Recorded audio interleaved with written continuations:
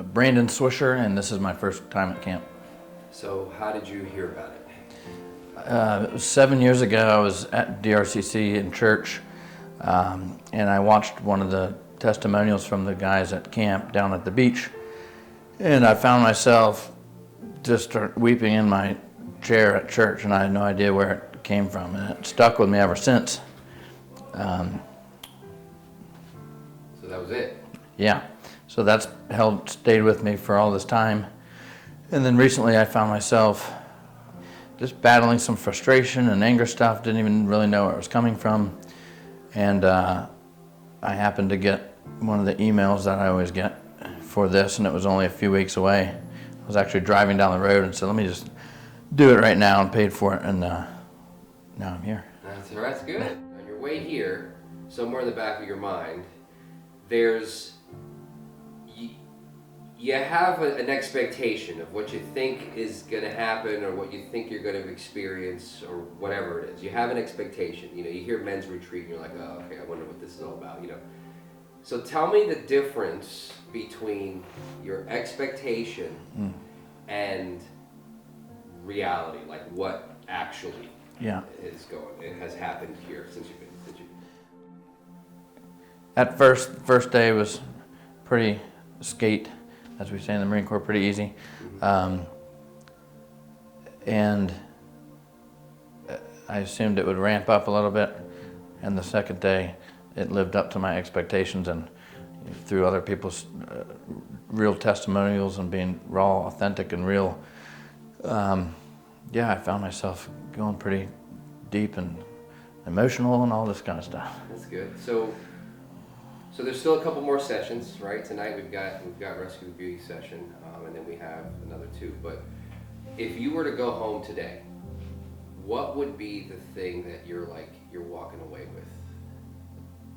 I guess the main thing, a lot of things. The main thing I would say is a serious mind shift and refocus,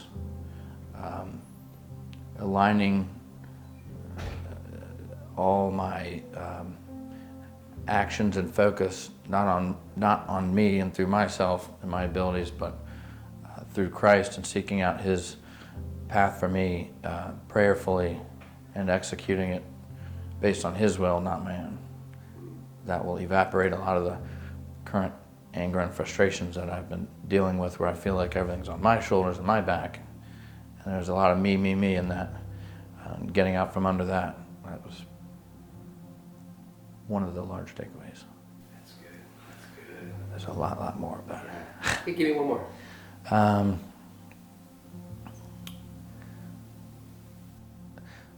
So when we went through being a poser, went on one of our nature walks, individual walks, and I really sat there talking to God and thinking to myself, and I thought, with all my close friends, they know everything about me. They know all my hardships, what I'm going through. I'm honest with them. I don't think I'm posing. And then as we went through more sessions that evening, I wound up journaling a whole bunch. Actually, I whipped out 6 pages in a few minutes. And I thought I'm completely posing on these couple issues. And I've actually lied to about 2 people here today, or embellished, since the trip. So, I was desiring to go deep no matter how much it hurt or how embarrassing, and I was able to do that here and be real with myself, and I literally could not see it, and a few hours later I saw a whole different picture of myself and what was going on. So good.